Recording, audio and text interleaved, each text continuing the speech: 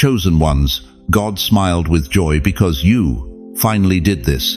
Have you ever felt like your prayers bounce off the ceiling like rubber balls? Have you ever wondered if God even notices when you try to do the right thing, when nobody else is watching, when it feels like your faith is hanging by a thread? Have you ever questioned whether that small act of obedience you whispered in secret actually mattered to anyone, including the Almighty Himself? Stop right there. Breathe, because what I'm about to tell you will shatter every lie you've believed about your significance in the eyes of heaven. What if I told you that heaven laughed today not because of a joke, not because of chance, but because of you? Yes, you, the one sitting there wondering if anyone cares. The one who feels forgotten, overlooked, insignificant. God smiled with joy because of one small act you thought went unnoticed. You did something today that shifted eternity, and heaven could not hold back its laughter of joy. Maybe you forgave someone who didn't deserve it. Maybe you chose hope when despair felt more logical.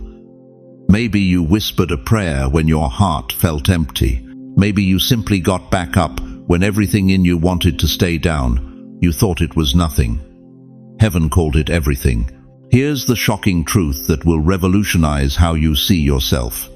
The Creator of the universe doesn't just tolerate your existence, He celebrates it. Psalm 2-4 tells us that He who sits in the heavens laughs. And Zephaniah 3:17 declares that the Lord your God is with you, the mighty warrior who saves. He will take great delight in you. In His love He will no longer rebuke you, but will rejoice over you with singing. That's not poetry, beloved. That's your reality right now. Before we dive deeper into this sacred mystery, I want to pause and thank every single one of you who has supported this message through super thanks. Your generosity means more than you know. You're not just donating. You're helping spread light to others who feel alone in their calling. Whether you give or not, I'm deeply grateful for your presence here, your support, your time, your attention. It all matters. And if this message resonates with your soul, go ahead and let the Holy Spirit move your heart. But here's what the enemy doesn't want you to discover. While you've been measuring your worth by earthly standards, heaven has been keeping a different scorecard. While you've been focused on what you haven't accomplished, God has been celebrating what you have. Your small acts of faith aren't going unnoticed. They're causing celebration in the courts of heaven.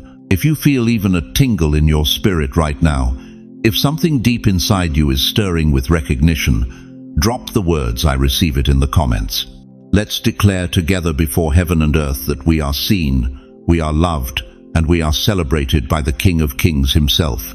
Because what you're about to discover next will change everything you thought you knew about your place in God's heart. Why do you look in the mirror and see only wrinkles when God sees wisdom etched by decades of faithfulness? Why do you count your failures when heaven is counting your victories?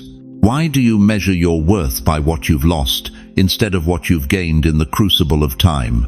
Listen to me, beloved. The most devastating lie the enemy has ever whispered is that you see yourself clearly, that your perception of your life, your value, your impact is accurate. But what if I told you that your eyes have been trained to see through a lens of limitation, while God's eyes see through a lens of legacy?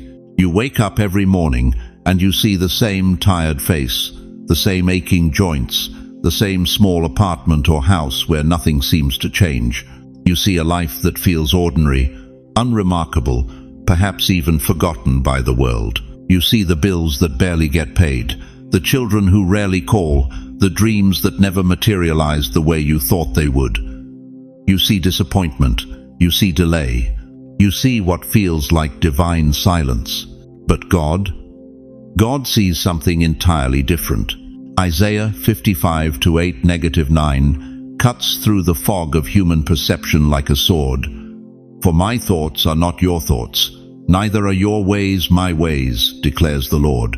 As the heavens are higher than the earth, so are my ways higher than your ways, and my thoughts than your thoughts. The distance between earth and heaven isn't just physical, it's perspectival.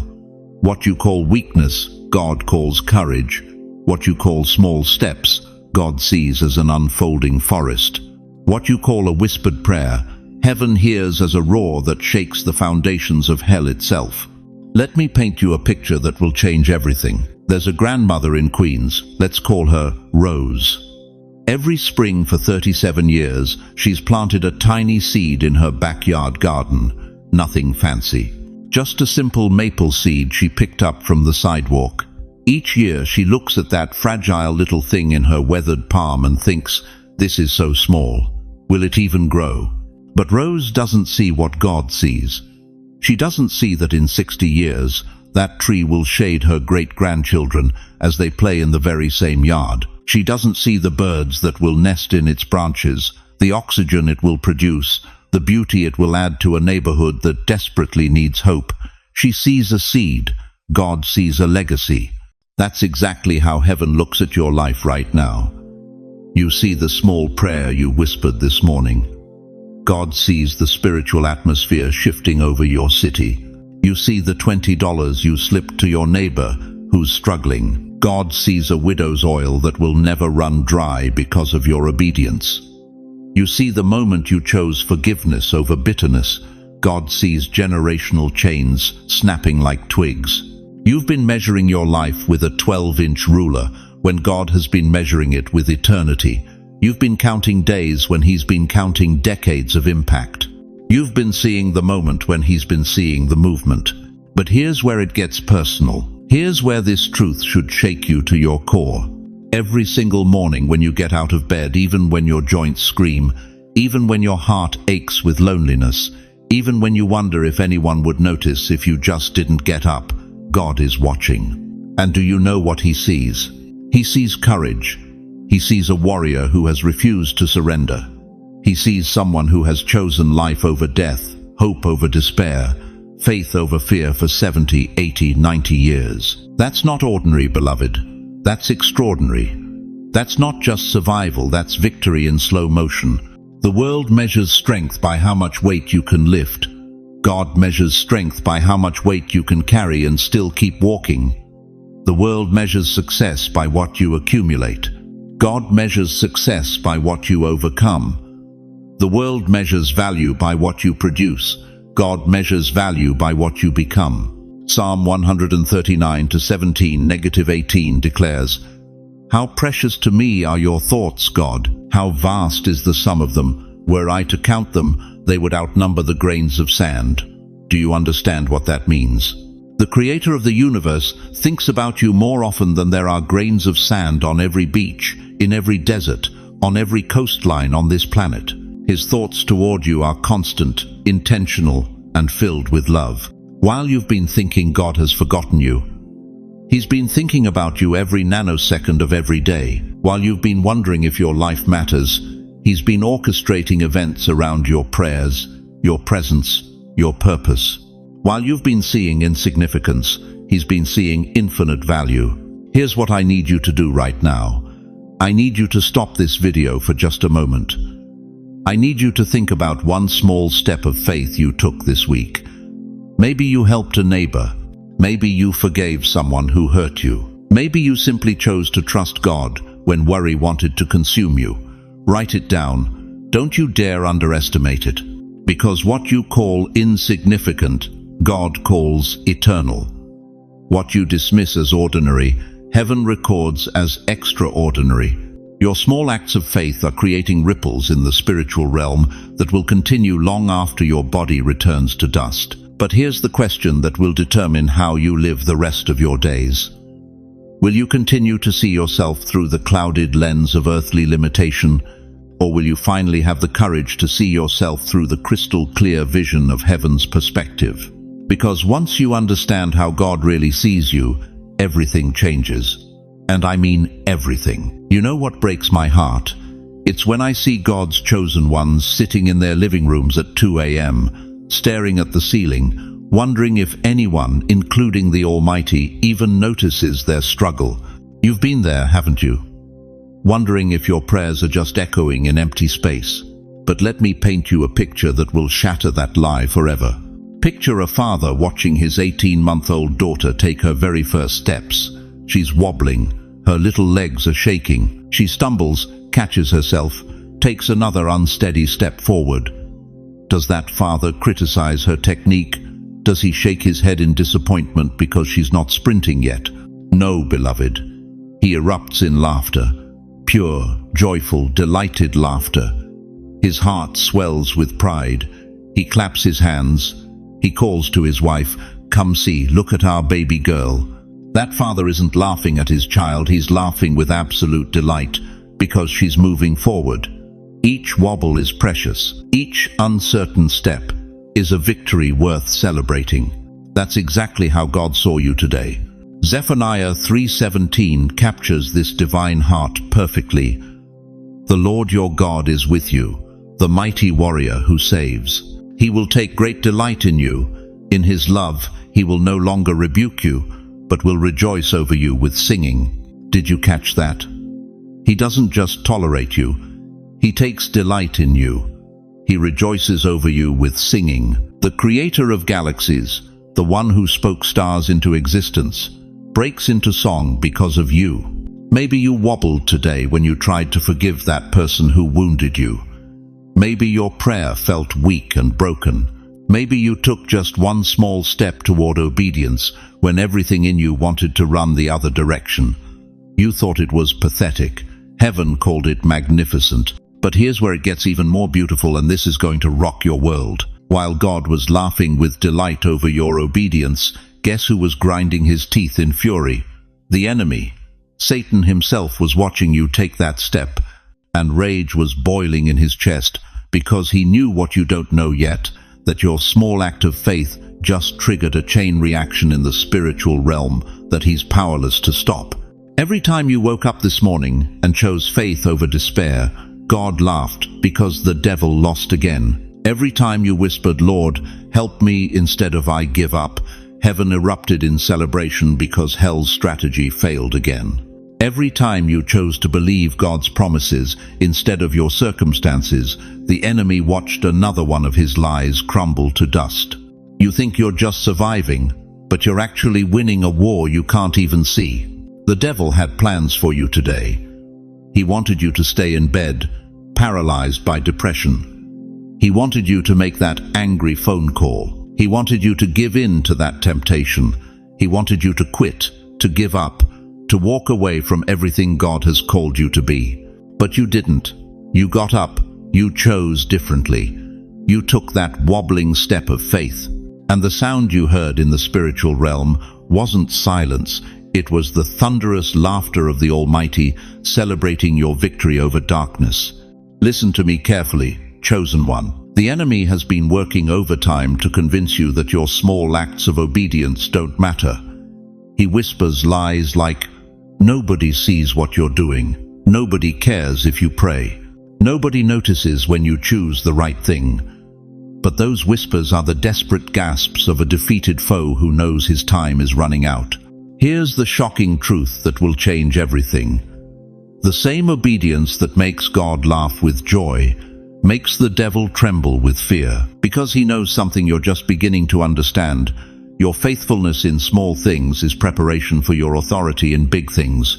Think about David as a teenager, alone in the fields with his sheep.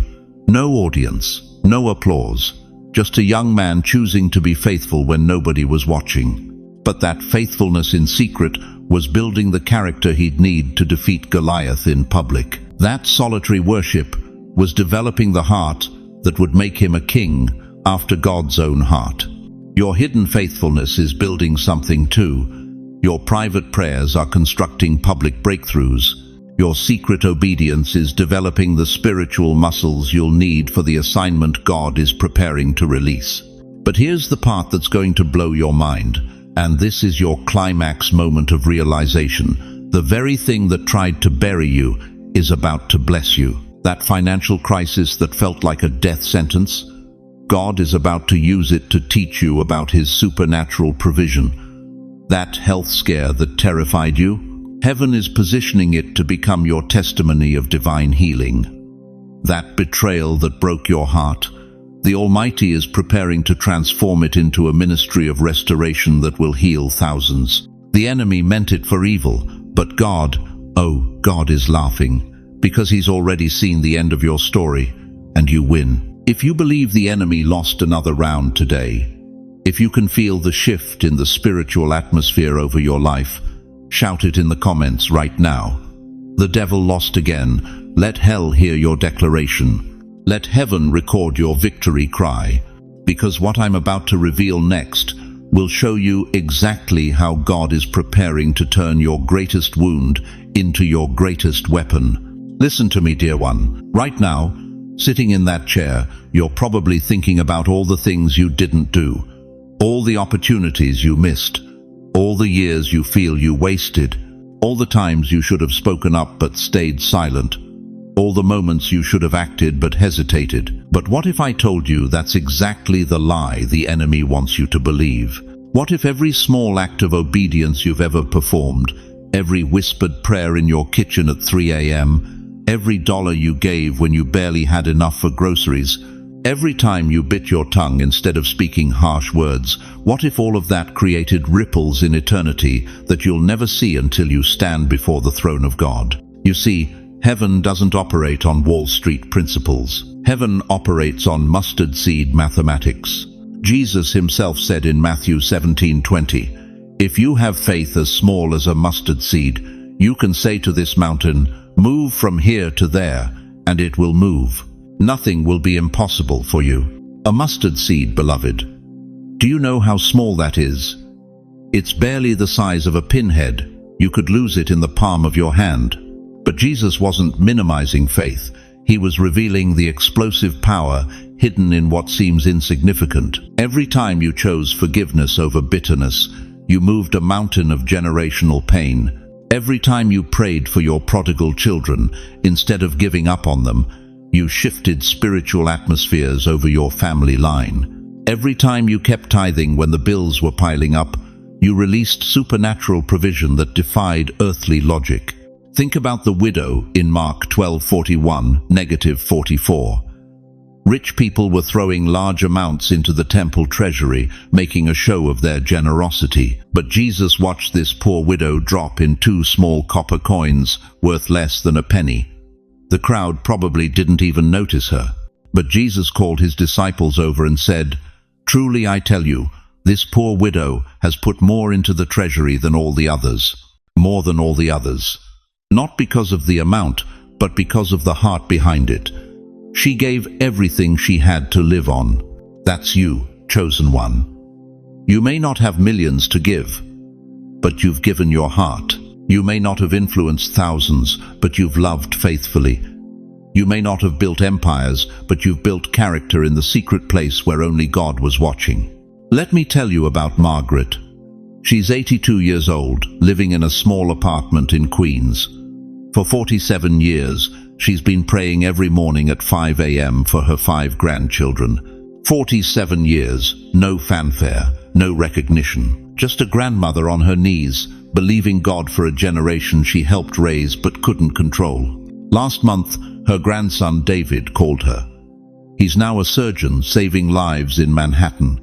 Her granddaughter Sarah just graduated seminary and is pastoring a church in Brooklyn. Another grandson, Michael, started a non-profit feeding homeless veterans. 2 more are teachers, shaping young minds every day. Margaret didn't preach to thousands. She prayed for 5, but those 5 are now touching hundreds, and those hundreds will touch thousands. That's mustard seed multiplication. That's heaven's mathematics at work. You want to know the secret?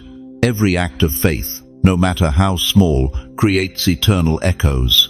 When you chose to forgive your ex-husband after he left you with nothing, you broke a spirit of bitterness that was trying to poison your children's marriages. When you kept serving at church, even when people gossiped about you, you modeled Christ-like character that's still bearing fruit in hearts you'll never know you touched. But here's where it gets revolutionary. Look at Joseph's story. Betrayed by his brothers at 17, sold into slavery, falsely accused by Potiphar's wife, forgotten in prison for 2 years. Every step looked like failure. Every season felt like abandonment. But Genesis 50:20 reveals the mystery. You intended to harm me, but God intended it for good to accomplish what is now being done, the saving of many lives. The saving of many lives. Joseph's small acts of faithfulness in slavery prepared him for managing Egypt's economy. His integrity in prison positioned him to interpret Pharaoh's dreams. His forgiveness toward his brothers healed a family and preserved the lineage of the Messiah. Every betrayal was preparation. Every prison was promotion. Every tear was investment in a testimony that would save nations.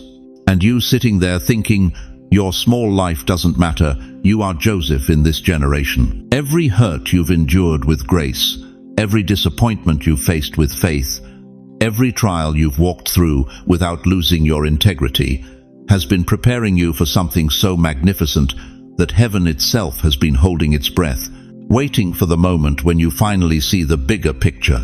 Your hidden prayers weren't ignored. They were being compiled into a spiritual portfolio that's about to pay dividends you never imagined. Your secret sacrifices weren't wasted.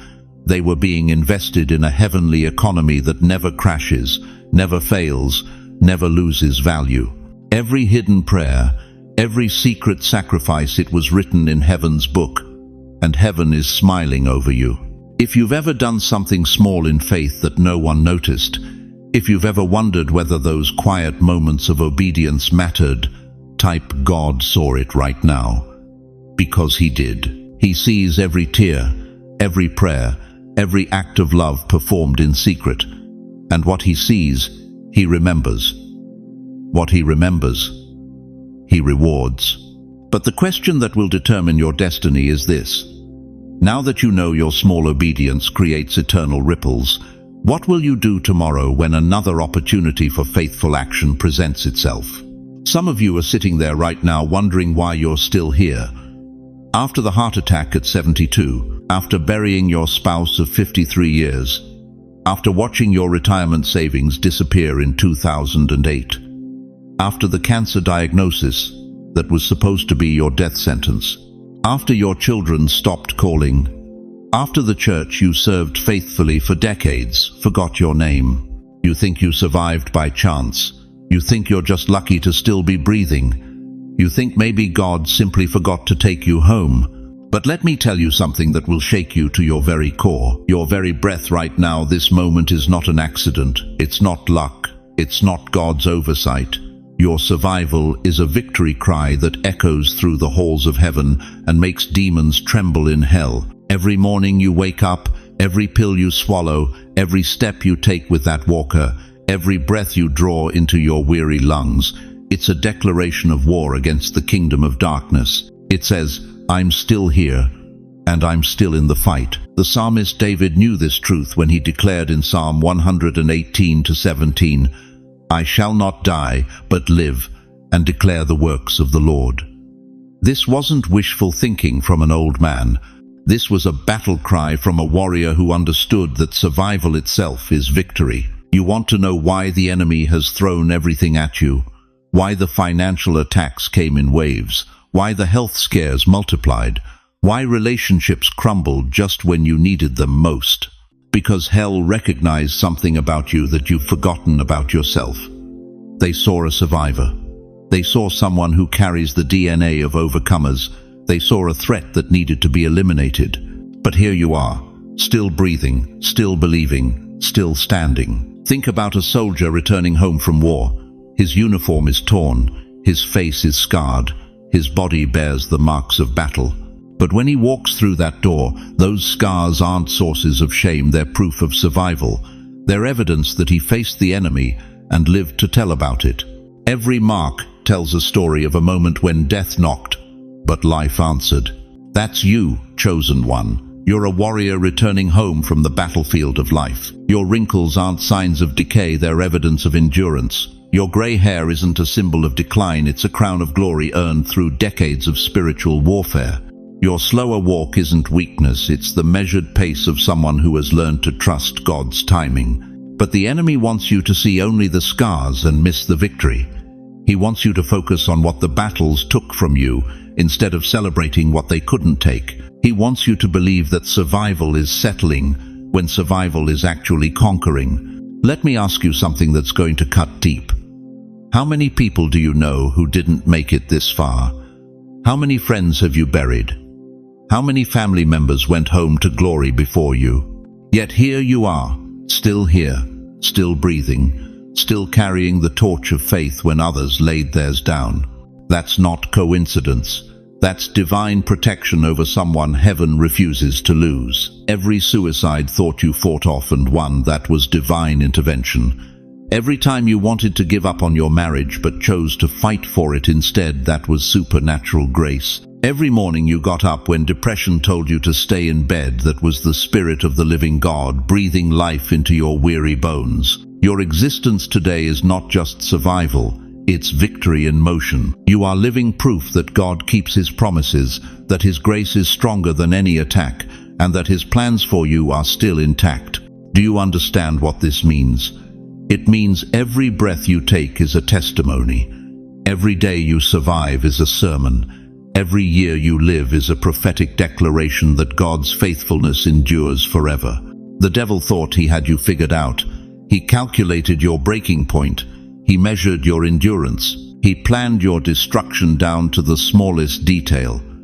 But there was one thing he didn't factor into his equation: the faithfulness of the God who called you. Hell's strategy was to wear you down slowly, to crush your spirit gradually, to make you question God's goodness until you walked away from faith entirely. But you're still here. You're still praying. You're still believing. You're still declaring that the Lord is good even when life isn't. That makes you dangerous to the kingdom of darkness. A believer who has been through hell and still praises God is the most powerful weapon in heaven's arsenal. If you're still breathing right now, if after everything hell has thrown at you, you're still watching this message, write this in the comments: I'm still here, because that alone is victory. That simple declaration is your testimony that greater is He who is in you than he who is in the world. Your survival isn't just personal, it's prophetic. You're not just making it through for yourself, you're proving to a watching world that God still delivers. You're demonstrating to your children and grandchildren that faith endures. You're showing this generation what it looks like to trust God when everything visible says He's not there. If the devil couldn't take you out yesterday, if he couldn't destroy you in your 20s, your 40s, your 60s, imagine what God is about to do with you tomorrow. Imagine what happens when someone who has been tested by fire finally steps into their full authority. Imagine the impact of a voice that has been refined by suffering and seasoned by victory. Your greatest days aren't behind you, they're ahead of you.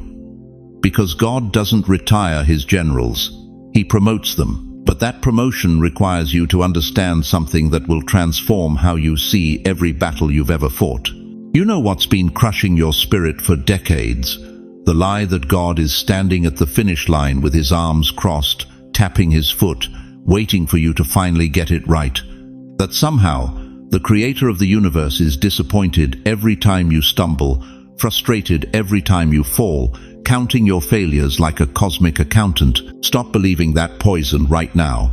Listen to me, chosen one. The God who formed you in your mother's womb isn't waiting for perfection before He celebrates you. He's not holding back His joy until you clean up your act completely. He's not withholding His delight until you stop making mistakes. He is walking beside you right now, cheering every wobbling step you take toward Him.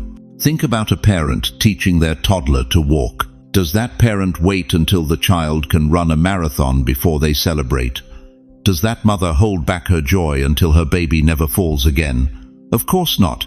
She celebrates the first step, the second step, even the step that ends in a tumble. Every movement toward her brings tears of joy to her eyes. That's your Heavenly Father looking at you right now. Psalm 37-23, -24 cuts through every lie you've believed about God's expectations. The steps of a good man are ordered by the Lord, and He delights in his way. Though he fall, he shall not be utterly cast down, for the Lord upholds him with His hand. Did you catch that? He delights in your way, not just your destination, not just your victories, your way. The journey itself, the process, the stumbling, the getting back up, the trying again. Heaven is applauding your progress, not demanding your perfection. But here's what breaks my heart about so many of God's precious children. You've been carrying shame about your spiritual journey like it's a backpack full of stones. You compare your chapter 3 to someone else's chapter 20 and convince yourself you're behind. You look at your prayer life and see the times you forgot to pray, instead of celebrating the times you remembered. You focus on the sins you still struggle with instead of rejoicing in the chains you've already broken. That's not God's voice, beloved. That's the accuser of the brethren working overtime to steal your joy and paralyze your progress. When Jesus walked this earth, did he condemn the woman caught in adultery or celebrate her willingness to start fresh? Did he shame Peter for denying him 3 times or restore him with love and give him the keys to the kingdom? Did he reject Thomas for doubting or tenderly show him the nail prints in his hands? Every single time, Jesus celebrated progress over perfection.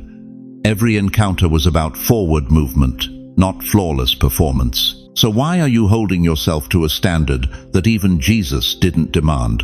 I need you to understand something that will revolutionize your relationship with God forever.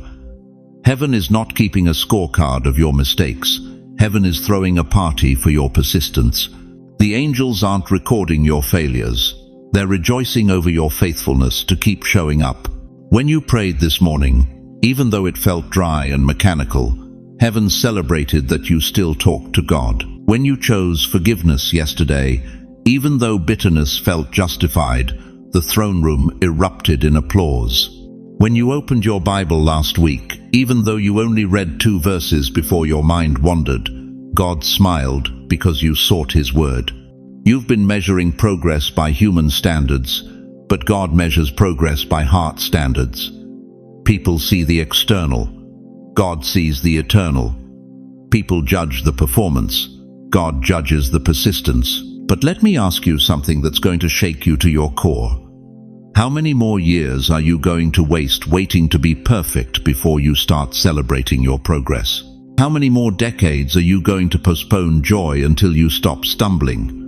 How many more moments are you going to miss the celebration happening in heaven over your simple, imperfect steps of faith? Heaven is not applauding perfection. Heaven is applauding progress. And right now, as these words penetrate your spirit, can you feel it? That warmth spreading through your chest. That's not emotion, that's recognition. Your spirit recognizing the truth about how much your Father delights in you right here, right now, exactly as you are. The enemy wants you paralyzed by perfectionism because he knows that paralyzed people don't move forward. He whispers that you need to get your life completely together before God can use you, that you need to conquer every sin before you can serve, that you need to achieve spiritual perfection before you can impact others. Those are lies designed to keep you on the sidelines while God's kingdom advances without you. But here's the earth-shattering truth that's about to set you free. God doesn't call the qualified. He qualifies the called. He doesn't wait for the perfect. He works through the willing. Your scar don't disqualify you. Your struggle don't disqualify you. Your age doesn't disqualify you. Your past doesn't disqualify you. Your willingness to keep moving forward, even when you wobble, is all heaven needs to see. Moses was a murderer with a speech impediment. David was an adulterer and a killer. Peter was impulsive and denied Christ. Paul was a terrorist against the church. Yet God used every single one of them to change the world, not because they were perfect, but because they were willing to keep moving forward despite their imperfections. If God is still writing your story, if you're still breathing, if your heart is still beating, then heaven is still celebrating your progress. The very fact that you're listening to this message right now means you haven't given up. And that, beloved, makes the hosts of heaven roar with joy. So I need you to do something revolutionary right now. I need you to stop apologizing for not being perfect and start celebrating that you're still in the race. Stop focusing on how far you have to go and start marveling at how far you've come. Right now, wherever you are, I want you to declare this out loud. Lord, I will keep moving, even if I wobble. I will keep trusting, even when I can't see. I will keep believing, even when I stumble. Because you celebrate my progress, not my perfection. Because what you're about to discover next will reveal why your willingness to move forward imperfectly is actually the greatest threat to the enemy's plans for your life. Listen to me, chosen one. I need you to stop right now and picture something that will revolutionize how you see yourself forever. Picture the King of Kings, seated on his eternal throne, surrounded by 10,000 angels, with the universe spinning at his command. Lightning flashes across his face, yet his eyes are gentle. Thunder rolls from his voice, yet his expression is tender. And he's looking down at you, yes, you with the biggest smile you've ever seen. Not a polite smile, not a tolerant smile, a smile of pure, unbridled joy. And he's saying, "That's my child, look at them go." But here's what will shake you to your core. While you've been beating yourself up for not being perfect, while you've been apologizing for your struggles, while you've been hiding from your calling because you think you're not qualified, heaven has been celebrating every single step you've taken in faith. He saw you forgive when forgiveness felt impossible. He saw you try again when failure whispered, "Give up." He saw you stand back up when life knocked you flat on your back. He saw you choose hope when darkness surrounded you on every side. He saw you pray when your voice trembled with doubt. He saw you love when your heart was breaking. Every single moment. Do you understand what this means? While you've been worried about disappointing God, He's been delighted in you.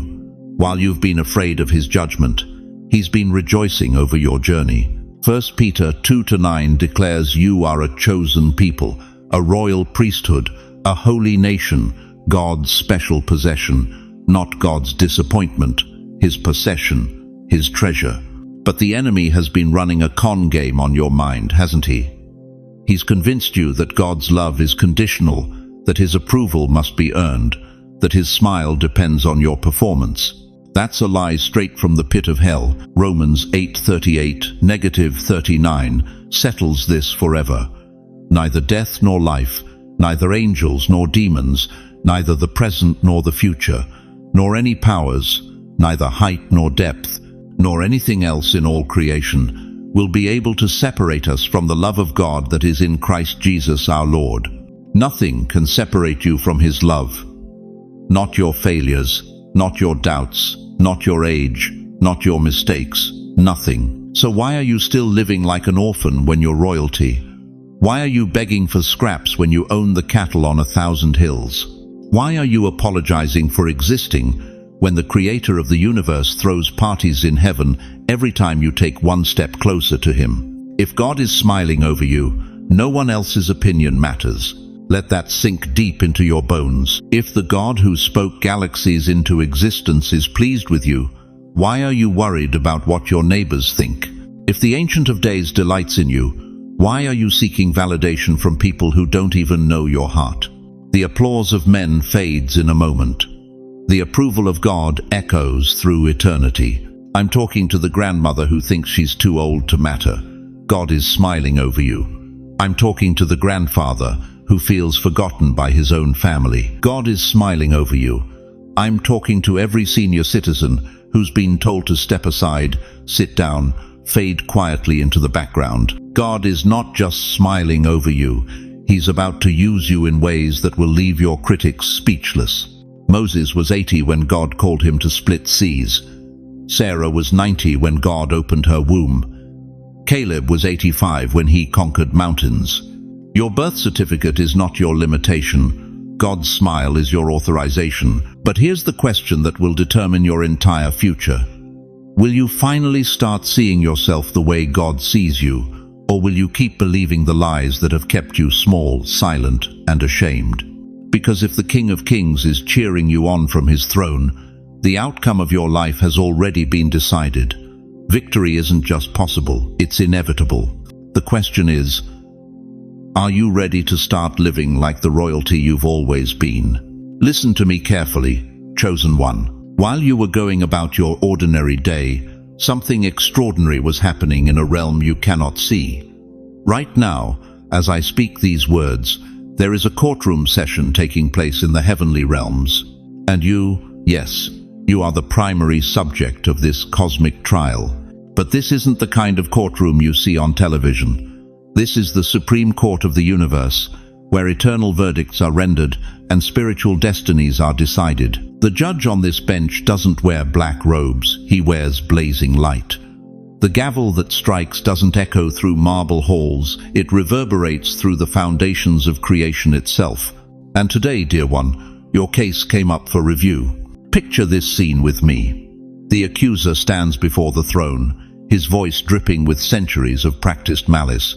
Revelation 12:10 calls him the accuser of the brethren, who accused them before our God day and night. For 70, 80, maybe 90 years, he's been building his case against you. Every mistake catalogued, every failure documented, every moment of doubt recorded in his files of condemnation. Look at them, he sneers, pointing his finger at your life. Look how they stumbled in 1987. Remember their crisis of faith in 2003.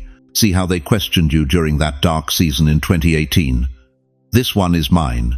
They've proven themselves unworthy of your love, your blessing, your calling. The accusations echo through the cosmic courtroom like thunder. Your past mistakes seem to hang in the air like smoke, choking out hope.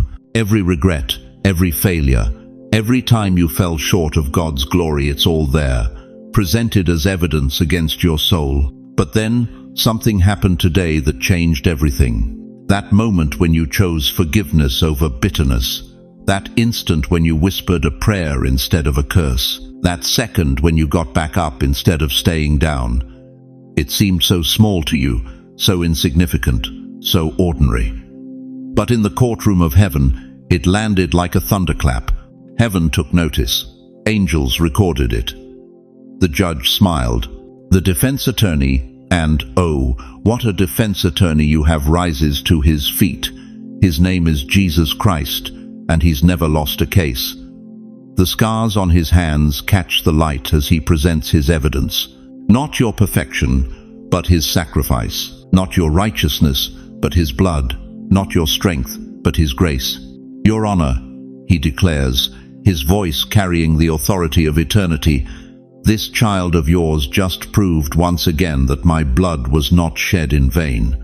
Today's act of faith, this one small step of obedience, is my signature on their heart. They belong to me. Heaven took notice. Angels recorded it. The judge smiled. But the accuser isn't finished. His voice grows more desperate, more venomous. But look at their age. Look at their limitations. Look at how ordinary they are. Surely you can find better vessels, younger spirits, stronger warriors. The judge leans forward, and his eyes burn with the fire of 1,000 suns. You speak of age as if I am bound by time. You mention limitations as if I am restricted by human capacity. You call them ordinary as if I have ever been impressed by what the world calls extraordinary. His voice begins to rise, shaking the very pillars of eternity. This one has been tested in ways that would have destroyed others. They have endured fires that would have consumed weaker souls. They have walked through valleys that would have claimed lesser hearts. And today, they proved once again that my strength is made perfect in their weakness. Heaven took notice. Angels recorded it. The judge smiled. The courtroom falls silent. Even the accuser's mouth is stopped, because when God smiles over his children, when he declares them righteous, when he stamps approved over their lives, no force in hell can argue with that verdict. Your obedience today was your signature on heaven's verdict.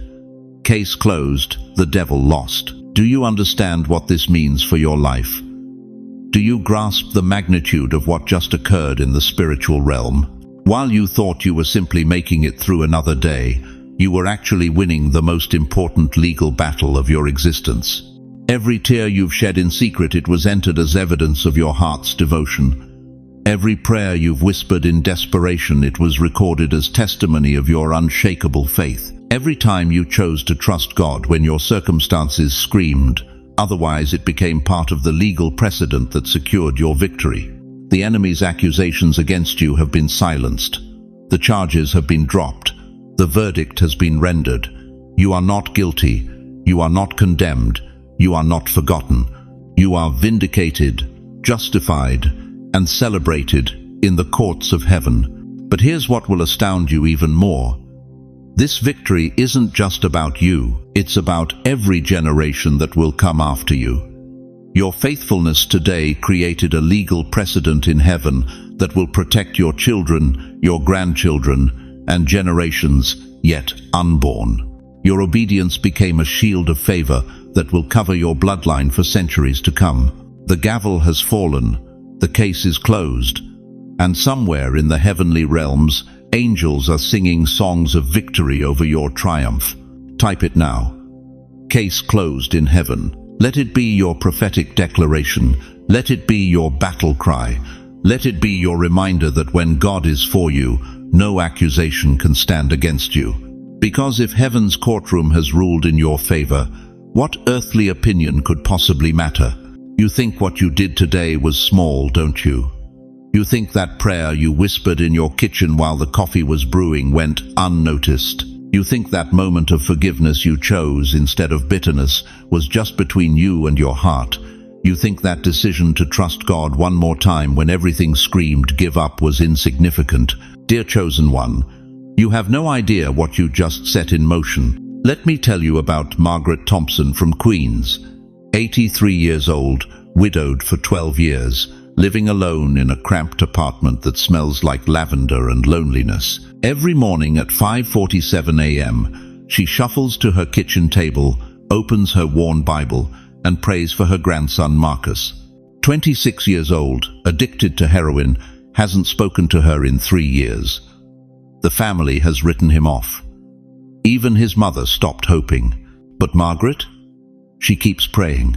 Day after day, year after year, her arthritis makes it hard to kneel, so she sits. Her voice is barely a whisper, but her faith thunders through the heavenlies. Lord, she says, save my boy. Use him for your glory. Nobody sees her. Nobody applauds her. Nobody even knows she's still fighting for a grandson who broke her heart more times than she can count. But heaven says. Heaven records. Heaven responds. 47 years later, Pastor Marcus Thompson stands before 10,000 people in Madison Square Garden, preaching salvation to a generation drowning in despair. Thousands give their lives to Christ. Marriages are healed, addictions are broken, families are restored, and it all traces back to one elderly woman who refused to stop believing when everyone else quit. Margaret never lived to see it. She went home to glory at 91, still praying, still believing, still dropping stones into the waters of eternity. You see, beloved, when you drop a stone into a quiet lake, you see the immediate ripples spreading outward in perfect circles. But heaven sees something you cannot. Heaven sees those ripples becoming waves that travel thousands of miles, touching shores you'll never visit, changing coastlines you'll never see. Your act of obedience today wasn't just about today. It was a prophetic declaration over generations not yet born. Every prayer you've whispered in secret is creating atmospheric shifts in the spiritual realm. Every moment you chose faith over fear is rewriting family histories. Every time you said yes to God when no felt easier, you authorized heaven to move on behalf of people whose names you don't even know. The Bible declares in Hebrews 11:13 that the heroes of faith saw the promises from afar and were persuaded of them. They understood something that will revolutionize your perspective. Faith doesn't just impact your immediate circumstances. Faith reaches across time itself. Abraham's obedience on Mount Moriah when he raised that knife over Isaac, that wasn't just about Abraham and Isaac, that was about Jesus on Calvary 2,000 years later. One man's willingness to surrender everything he loved became the foundation for God's willingness to surrender everything he loved. Moses' mother hiding him in a basket on the Nile, she thought she was just trying to save her baby, but she was positioning the deliverer of an entire nation. Her desperate act of faith in a moment of terror became the hinge upon which the freedom of millions would turn. Ruth's decision to stay with Naomi when logic screamed run, she thought she was just being loyal to her mother-in-law, but she was stepping into the bloodline of the Messiah.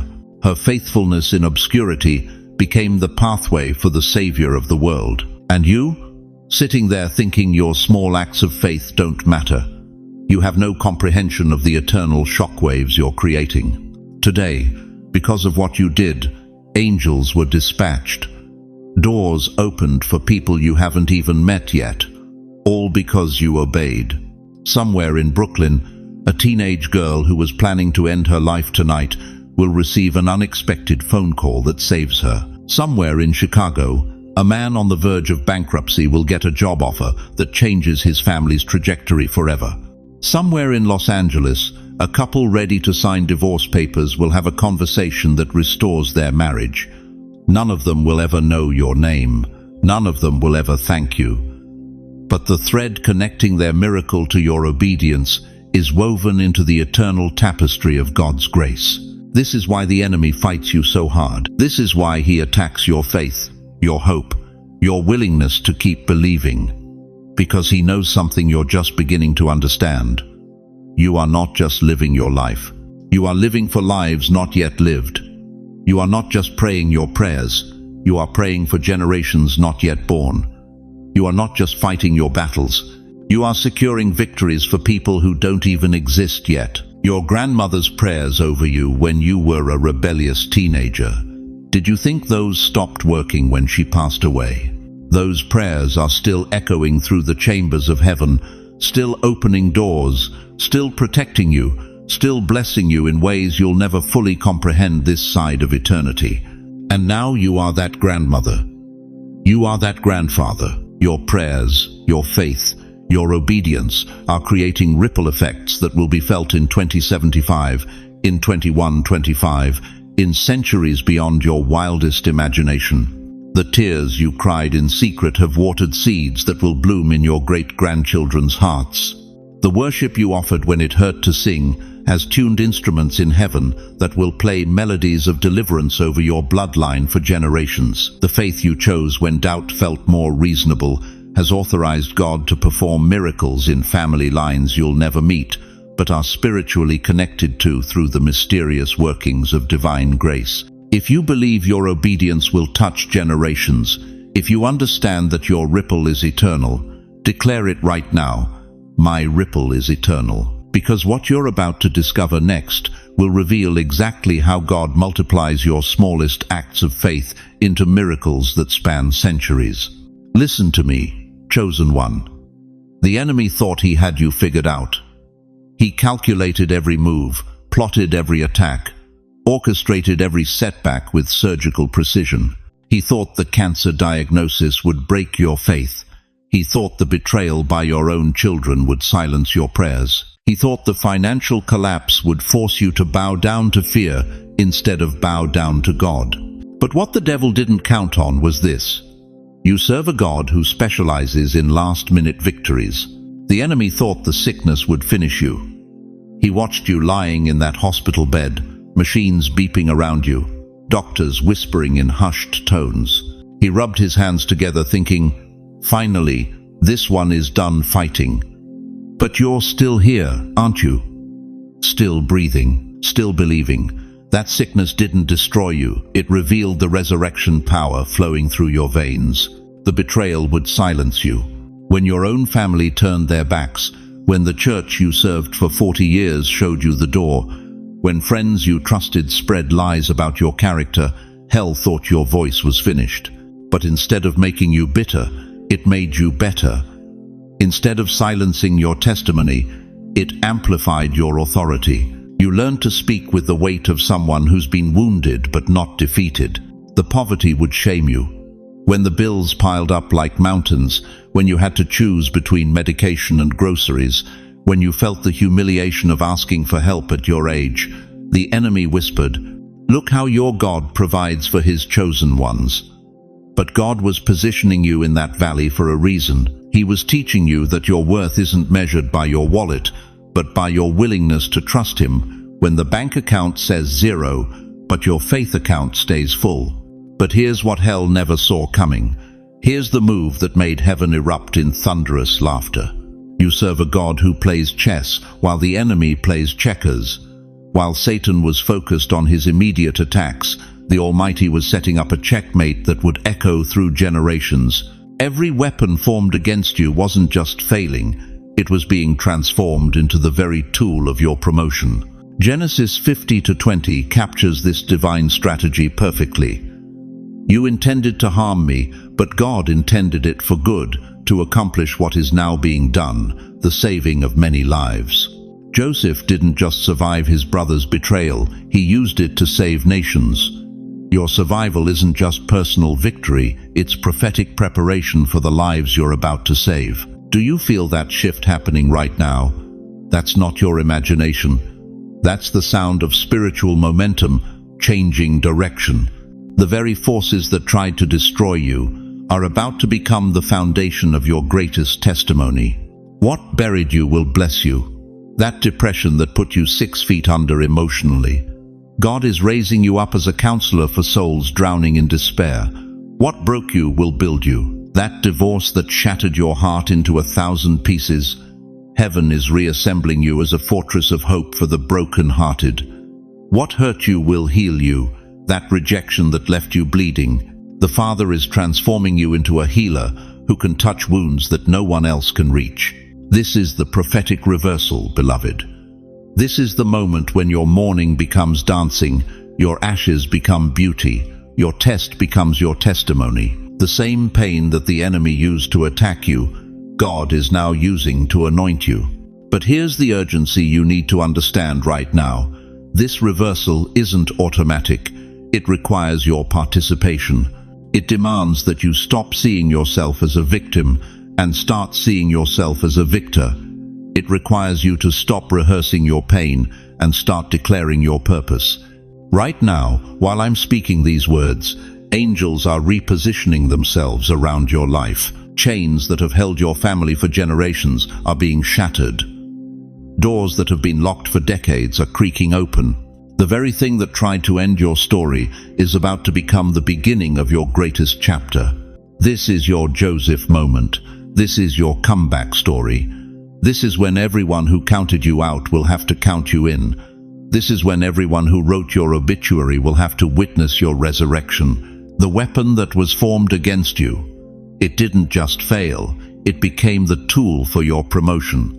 The pit that was dug for your destruction became the foundation for your elevation. The grave that was prepared for your burial became the launching pad for your breakthrough. What buried you will bless you. Say it with me. What broke you will build you. Let it echo in your spirit. What hurt you will heal you. Let it rumble through your bones until every cell in your body remembers that you are not a casualty of war. You are a child of the King. If you can receive this word, if something in your spirit is confirming that your reversal is here, I need you to do something prophetic right now. Clap your hands not just once, but with the authority of someone who knows their vindication is at the door. Then type one word in the comments, reversal, because what's about to happen next will prove that when God decides to turn your situation around, not even hell itself can stop the momentum of His miraculous intervention in your life. Listen to me carefully, chosen one. What happened to you today wasn't just another ordinary moment in your ordinary life. You broke through something in the spiritual realm that has been holding you captive for years. And now, right now, heaven has opened a prophetic window over your life that will only remain open for 7 days. 7 days, not 8, not 10, 7. You see, there's something about the number 7 that makes hell tremble and heaven rejoice. It's the number of divine completion, of breakthrough, of walls coming down. And what you did today, that act of obedience you thought was insignificant, just triggered a 7-day countdown that will either revolutionize your life or pass you by forever. Think about Joshua standing before the walls of Jericho, 40 feet high, 15 feet thick. Walls that had never been breached, never been conquered. For 6 days, God's people marched around those impossible barriers in silence. Can you imagine the doubt that must have crept in? Are we just walking in circles? Has God forgotten us? Maybe this isn't going to work. But Joshua knew something they didn't. God's timing is never early, and it's never late. It's always precisely perfect. Day 1 around Jericho. The walls looked exactly the same. Nothing had changed. Nothing had moved. The enemy was probably laughing from the ramparts, thinking these desert wanderers had lost their minds. Day 2. Still nothing. The walls stood as strong as ever. But something was happening in the invisible realm that no human eye could see. Day 3. The foundations began to tremble, though no earthquake shook the ground. Day 4. Cracks appeared in dimensions beyond human sight. Day 5. The very stones began to cry out, sensing their time was short. Day 6. Heaven held its breath, knowing what was coming. And then Day 7. The day everything changed. The day 40 years of wandering ended in one supernatural moment. The day the impossible became inevitable. Joshua 6:20 tells us, "When the trumpet sounded, the army shouted, and at the sound of the trumpet, when the men gave a loud shout, the wall collapsed."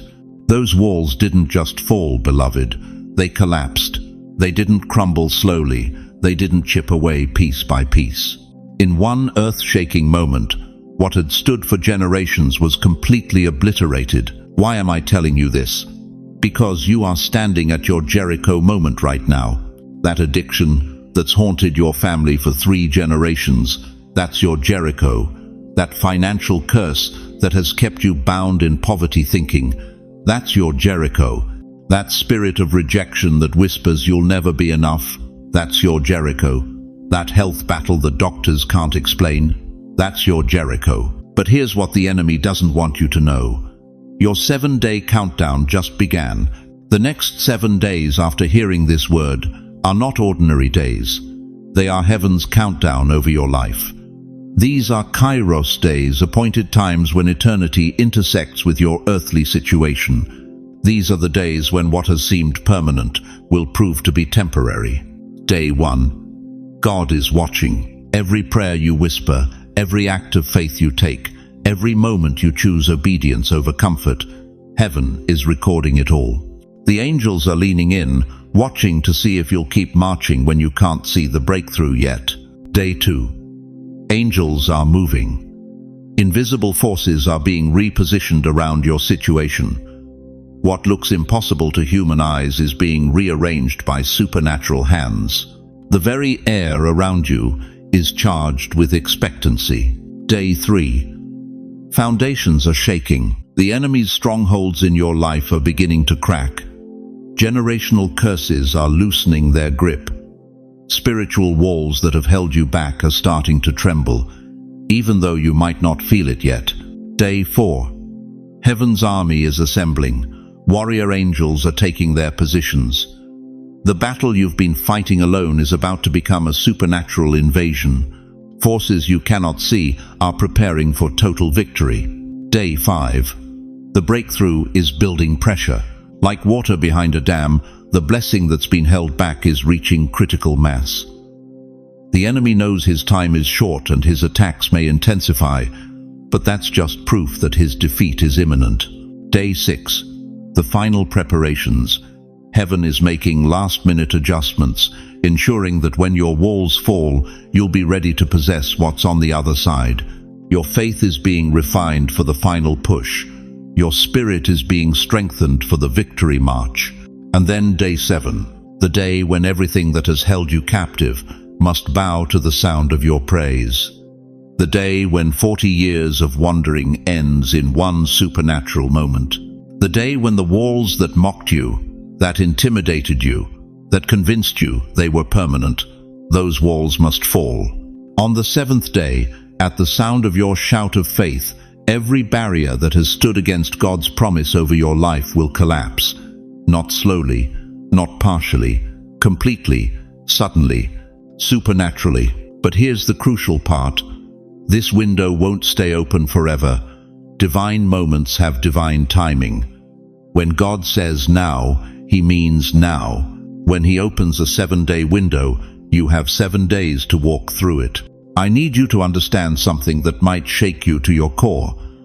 The obedience you showed today was the key that unlocked this countdown. Your willingness to trust God in that small moment triggered something massive in the spirit realm. You've been circling your Jericho for years, but today you took the step that started the final march. Write today's date in the comments right now. Not tomorrow, not when you feel ready. Right now. Write, my 7-day countdown begins now. Because what you declare with your mouth, heaven moves to fulfill. Your words become the battle cry that brings down walls. But will you have the faith to keep marching when the walls still look the same on day 6? Will you trust God's timing even when your breakthrough seems delayed? Because everything you've been praying for, everything you've been believing for, everything God has promised you, it all hangs in the balance of the next 7 days. Dear chosen one, let me ask you something that might cut straight to your heart. When you look at your life 70, 80, maybe 90 years of walking this earth, do you see a story that's winding down, or do you see something far more magnificent that's just beginning to unfold? Because here's what the enemy has been whispering in your ear, and I need you to recognize his voice. He's been telling you that your best days are behind you, that your influence is fading, that the world has moved on without you, that your voice no longer matters, that your prayers don't carry the weight they used to, that your time is almost up. That is a lie straight from the pit of hell. Look at me. Really look at me. What if I told you that everything you've lived through, every tear you've cried, every prayer you've whispered, every battle you've fought, every victory you've won? What if all of that has been stitched together by the very hand of God into something so beautiful, so powerful, so eternal, that it will cover generations you'll never meet? Your life is not a story that's ending. Your life is a quilt. Think about the quilts your grandmother made. Remember how she would take scraps of fabric pieces that looked worthless on their own, remnants from old dresses, torn sheets, fabric that had seen better days, and with patient, weathered hands, she would stitch them together into something that would keep her family warm for generations. That's what God has been doing with your life. Every moment of pain, every season of joy, every tear, every triumph, He's been stitching it all together. The divorce that nearly broke you in 1987, that's a patch in the quilt. The night you prayed over your sick child until dawn, another stitch. The day you forgave your father on his deathbed, golden thread running through the entire design. You thought those were just random experiences. God calls them legacy material. But here's what will shake you to your core. The quilt isn't for you. It never was. Psalm 92:14 declares something that should set your soul on fire. They will still bear fruit in old age. They will stay fresh and green. Still bear fruit. Not used to bear fruit. Not once bore fruit. Still. Present tense. Active. Alive. Productive. At 80 years old, at 90 years old, you are still producing fruit that will feed generations. Your granddaughter, the one who rolls her eyes when you talk about Jesus. She's watching. She's listening to how you handle the diagnosis. She's seeing how you respond to betrayal. She's learning what faith looks like when it's been tested by fire for 8 decades. Your prayers over her aren't just words disappearing into the air. They're invisible threads being woven into the fabric of her destiny. That grandson who never calls, every time you whisper his name to heaven, you're adding another layer of protection, another strand of blessing, another thread of hope to the quilt that will one day cover his life when the storms come. You think your story is ending. Your story is not ending, it's echoing. You are not fading, you are multiplying. Every Sunday you've sat in that same pew for 40 years has been a declaration to the next generation that faithfulness exists. Every time you've chosen forgiveness over bitterness, you've been teaching them a language of grace they'll need when their hearts get broken. Every prayer you've prayed in secret has been a brick in the foundation of their future. But the enemy knows this. That's why he's been so vicious in these final years. That's why the attacks have been so intense, so personal, so designed to make you feel worthless, because he knows that the prayers of a righteous person who has been tested by time carry a weight that can shake the gates of hell. He's terrified of what you're producing in your 80s. He's panicked about the legacy you're leaving in your 90s, because he knows that one praying grandmother is more dangerous to his kingdom than 1,000 untested warriors. You want to know why you're still here, why God hasn't called you home yet? Because the quilt isn't finished. There are still threads to weave, still patterns to complete, still generations to cover with the prayers and wisdom that only come from walking with God for decades. But I need you to understand something urgent. Time is shorter than you think.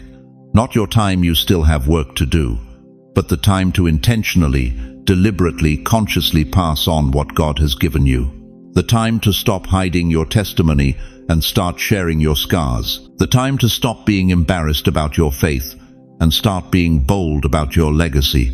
Your children need to hear the stories. Your grandchildren need to know how God showed up in 1962, in 1978, in 1995. They need to understand that the faith they're considering isn't just theory, it's been tested in the laboratory of your life and proven true. Right now, someone in your family is going through something that's going to require the exact strength you developed in 1983. Someone you love is about to face a storm that's going to demand the kind of faith you learned when you had nowhere else to turn. The quilt you've been living is about to become their covering. Write the name of a child, a grandchild, or someone you're praying for in the comments right now. Don't think about it, just do it. Heaven is weaving their names into your legacy at this very moment. Let's make this declaration together that our lives will echo long after our voices are silent, because what you're about to discover next will reveal exactly how God plans to use the final chapters of your story to rewrite the beginning chapters of theirs. Chosen one, as we come to the end of this sacred journey together, I need you to carry these truths with you like precious jewels in your heart. Remember this: every small act of obedience you thought went unnoticed has been recorded in heaven's ledger. God's laughter of joy over your faithfulness isn't just a one-time celebration, it's the sound of eternity, recognizing that you are still bearing fruit, still making a difference, still weaving threads into the legacy quilt that will cover generations after you. Remember that your age is not your limitation, it's your qualification. The tears you've cried have become prayers. The battles you've fought have become wisdom. The scars you carry have become your credentials for ministry. You are not fading away. You are multiplying your impact with every breath you take. And remember this above all else: you are never, ever walking this path alone. The same God who smiled with joy over your obedience today is walking with you into tomorrow. He hasn't brought you this far to abandon you now. Every sunrise you witness is His promise renewed. Every heartbeat is His faithfulness continuing. But you're not just walking with God, you have a community right here, right now. Thousands of souls who understand your journey, who've walked similar paths, who are ready to stand with you in prayer and support. Look at these comments. See these hearts connecting. This isn't just a video, this is a family reunion of the chosen. Let me ask you this final question, and let it settle deep in your spirit. If God is still smiling over your life today, if heaven is still celebrating your faithfulness, if your legacy is still being written with golden thread, what will you do differently tomorrow morning when you wake up? Before I release you into your destiny, join me in this prayer. Wherever you are in your living room, your bedroom, your kitchen, place your hand on your heart and let me speak over your life. Almighty Father, Creator of heaven and earth, I place my hand on the shoulder of every precious soul hearing these words right now. Lord, you see them, not just their struggles but their strength, not just their age but their authority, not just their past but their purpose. God, breathe fresh wind into weary souls tonight. Where they feel forgotten, remind them they are remembered. Where they feel finished, show them they are just beginning their greatest chapter. Where they feel alone, surround them with your presence so tangible they can feel you sitting beside them. Father, bless their families, heal their bodies, restore their relationships. Open doors that no human hand can shut. Give them divine appointments this week. Unexpected conversations where their wisdom will change a life, where their prayers will break a chain, where their testimony will plant a seed. Let them sleep tonight knowing that you are proud of them. Let them wake tomorrow knowing that you have assignments waiting. Let them walk through this week knowing that every step they take is ordered by you. Every word they speak carries your authority. Every prayer they whisper moves your heart. Protect their homes, Lord. Prosper the work of their hands. Heal every hurt that still aches in the midnight hours. Give them dreams and visions of what you're about to do through them. And when the enemy whispers lies about their worth, let this truth thunder louder. That's my child, and I'm not finished with them yet. In the mighty, undefeated name of Jesus Christ, I seal this prayer and release this blessing. Amen. Now, I want to hear from you. Share in the comments below what God spoke to your heart today. What shifted in your spirit? What are you believing Him for in this new season? Don't hold back. Your testimony might be exactly what someone else needs to hear. And if this message touched your soul, please share it with someone who needs to hear that their story isn't over. Someone who feels forgotten. Someone who thinks their best days are behind them. Be the voice that reminds them God is still smiling over their life and their legacy is still being written. If you haven't already, subscribe to this channel and hit that notification bell. We're building something beautiful here, a community where faith grows, hope is restored, and chosen ones discover their true calling. Your journey matters, your voice counts, and your story isn't finished. Thank you for staying with me through this entire message. Thank you for opening your heart, for letting these words penetrate the sacred chambers of your soul. Thank you for being brave enough to believe that maybe, just maybe, your greatest days are still ahead of you. Until we meet again, walk in the authority of who you are, chosen, beloved, celebrated by heaven itself, and absolutely unstoppable in the hands of Almighty God. Go in peace, go in power. Go knowing that the King of Kings is still writing your story. Amen.